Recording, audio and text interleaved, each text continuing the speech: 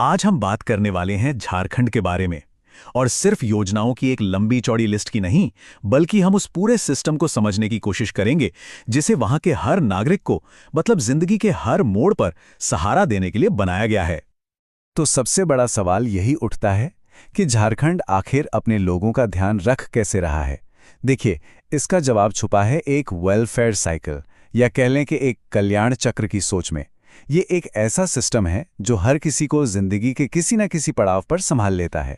चलिए देखते हैं ये काम कैसे करता है। तो इस पूरी स्ट्रैटेजी का जो पहला पिलर है वो है राज्य के भविष्य पर इन्वेस्ट करना। और भविष्य कौन है? महिलाएं और युवा। तो सबसे पहले फोकस उन्हीं को ताकत देने पर है। देखते हैं इसमें क्या क्या शामिल है। सबसे पहले बात करते हैं मैया सम्मान योजना की। इसके तहत 21 से 50 साल की महिलाओं को जो फाइनेंशियल मदद मिलती है उसे 2 गुने से भी ज्यादा बढ़ा दिया गया है। सोचिए, पहले मिलते थे 1,000 रुपये महीना और अब सीधे 2,500 रुपये। ये सच में एक बहुत बड़ा इकोनॉमिक सपोर्ट है।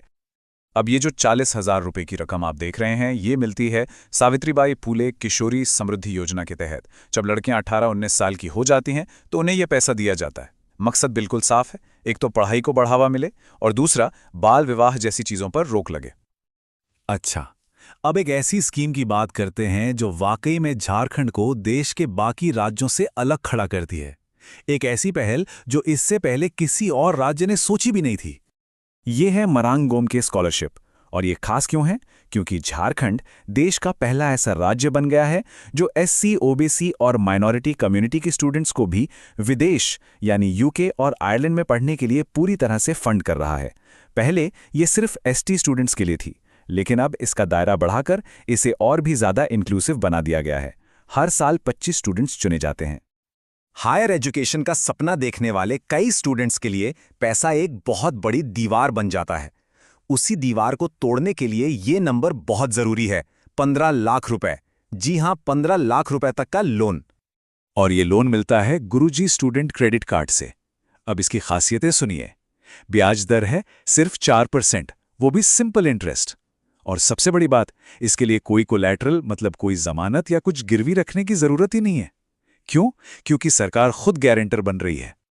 चलिए अब इस वेलफेयर सिस्टम के दूसरे पिलर की तरफ बढ़ते हैं। यहां फोकस उन स्कीम्स पर है जो हर किसी को एक सम्मान की जिंदगी जीने के लिए बेसिक चीजें जैसे कि घर, पेंशन और रोजगार मुहैया कराती हैं। और देखिए, एक बार फिर वही बात, देश में पहली बार। इससे एक चीज तो साफ हो जाती है कि कुछ नया और अलग करने की जो सोच है वो सिर्फ एक स्कीम तक ही सीमित नहीं है। यहां एक पैटर्न नजर आता है। यह है सर्वजन पेंशन योजना, मतलब सबके लिए पेंशन। और ये देश में पहली बार इसलिए है क्योंकि झारखंड ने बीपीएल या एपीएल वाली शर्त ही खत्म कर दी। मतलब आप गरीबी रेखा से नीचे हैं या ऊपर, इससे फर्क नहीं पड़ता। जो लोग टैक्स नहीं देते उन सभी जरूरतमंदों को पेंशन मिलती है। और तो और एससी, एसटी कम्युनिटी और सभी महिलाओं के लिए उम्र की सीमा 60 से घटाकर 50 साल कर दी गई है।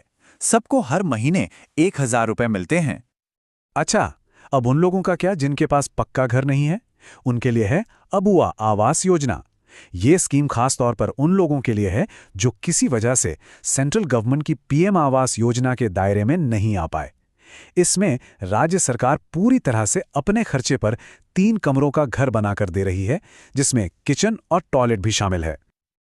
अब ये देखिए, सिर्फ 10 रुपए में धोती या साड़ी। ये है सोना सोबरन धोती साड़ी योजना। इसके तहत जितने भी राशन कार्ड होल्डर हैं उन्हें साल में 2 बार सिर्फ 10 रुपए के टोकन अमाउंट पर ये कपड़े दिए जाते हैं। ये सिर्फ एक मदद नहीं, बल्कि सीधे सीधे लोगों के आत्मसम्मान से जुड़ी हुई एक पहल है।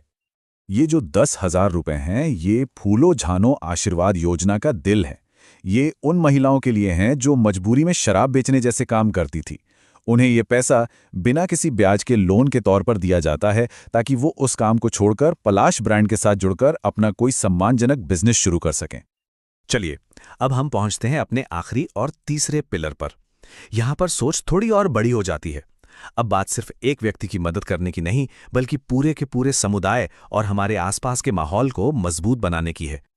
तो ग्रामीण इलाकों को बदलने के लिए एक तरह की 3 स्टेप स्ट्रैटेजी अपनाई गई है। पहला, बिरसा हरित ग्राम योजना, जिसमें फलदार पेड़ लगाए जाते हैं। इससे हरियाली भी बढ़ती है और लोगों की इनकम भी। दूसरा, नीलांबर पीतांबर जल समृद्धि योजना, जिससे पलामू जैसे इलाकों में पानी को बचाया जा रहा है। और तीसरा, पोटोहो खेल विकास योजना, जिसके तहत हर पंचायत में खेलने के लिए मैदान तैयार हो रहे हैं। और गांव की इकोनॉमी को और मजबूत करने के लिए आती है मुख्यमंत्री पशुधन विकास योजना। इसमें गाय, बकरी, मुर्गी, बत्तख इस तरह के पशुपालन से जुड़े कामों के लिए 50 से लेकर 90% तक की जबरदस्त सब्सिडी मिलती है। और इसमें भी खास ध्यान रखा गया है विधवाओं और दिव्यांगों का, उन्हें ज्यादा फायदा दिया जाता है। तो इन सारी योजनाओं को अगर हम एक साथ जोड़कर देखें तो आखिर तस्वीर क्या बनती है? देखिए, ये सिर्फ अलग अलग बिखरी हुई स्कीम्स नहीं है, ये सब एक बड़ी, एक कनेक्टेड सोच का हिस्सा है। मतलब इस झारखंड मॉडल की कुछ खास बातें निकल कर आती हैं। पहली, कोशिश यह है कि कोई भी जरूरतमंद छूटे नहीं, सबको कवर किया जाए। दूसरी, इनोवेशन पर जोर है, देश में पहली बार वाली पहले हमने देखी। तीसरी, ये पूरे लाइफ साइकिल को सपोर्ट करता है, जन्म से लेकर बुढ़ापे तक। और चौथी, इसमें इंडिविजुअल मदद और कम्युनिटी बिल्डिंग दोनों का एक अच्छा बैलेंस है। लेकिन आखिर में एक बहुत जरूरी सवाल, ये सारी योजनाएं कागज पर तो बहुत क्रांतिकारी लगती हैं, है ना? पर सवाल ये है कि जमीन पर असलियत में इनका असर कितना गहरा होगा और इन्हें लागू करने में किस तरह के चैलेंज आएंगे। ये एक ऐसा सवाल है जो हमें सोचने पर मजबूर करता है।